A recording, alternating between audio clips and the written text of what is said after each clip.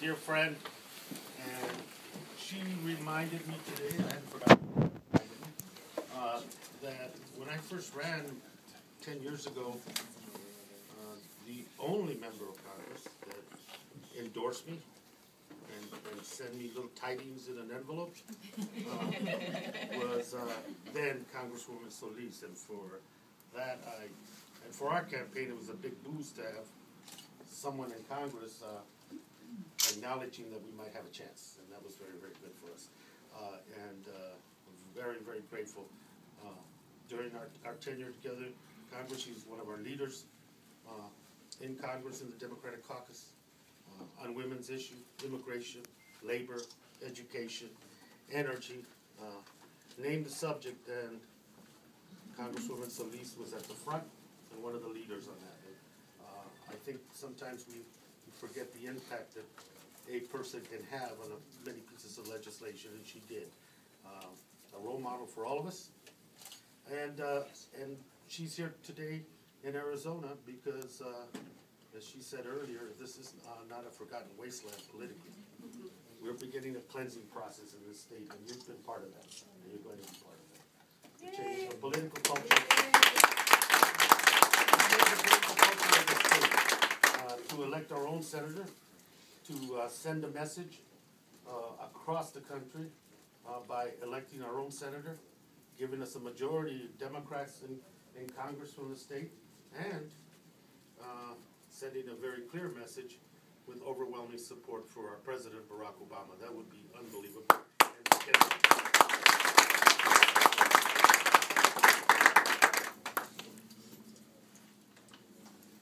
It's not just us whose name you'll see on the ballot that's on the ballot in this election.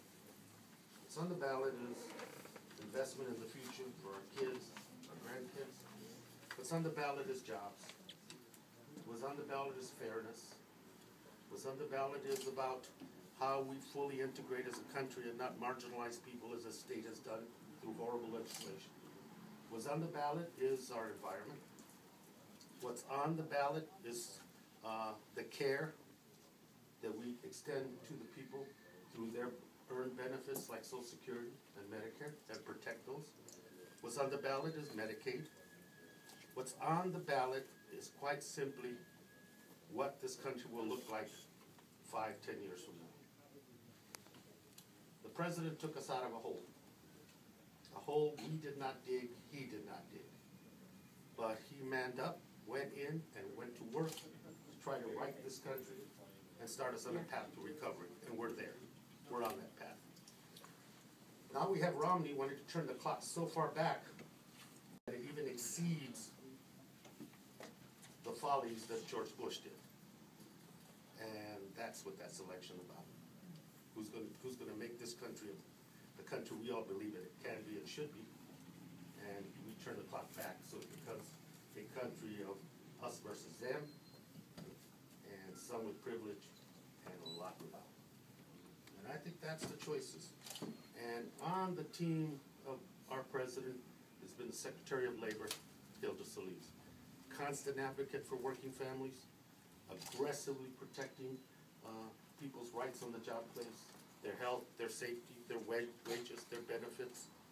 Constantly pushing for the idea that job training and retraining for the future needs to be part of how we prepare for the future.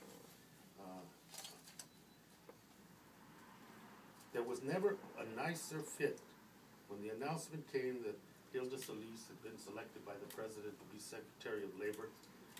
You couldn't imagine a better fit.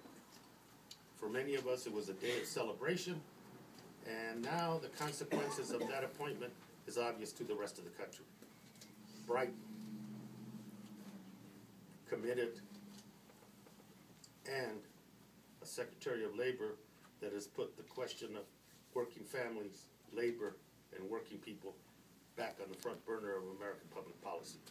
We owe it to one person in this last 3.5 years, and that's to my good friend, who I now get to introduce, Secretary Hilda Solis.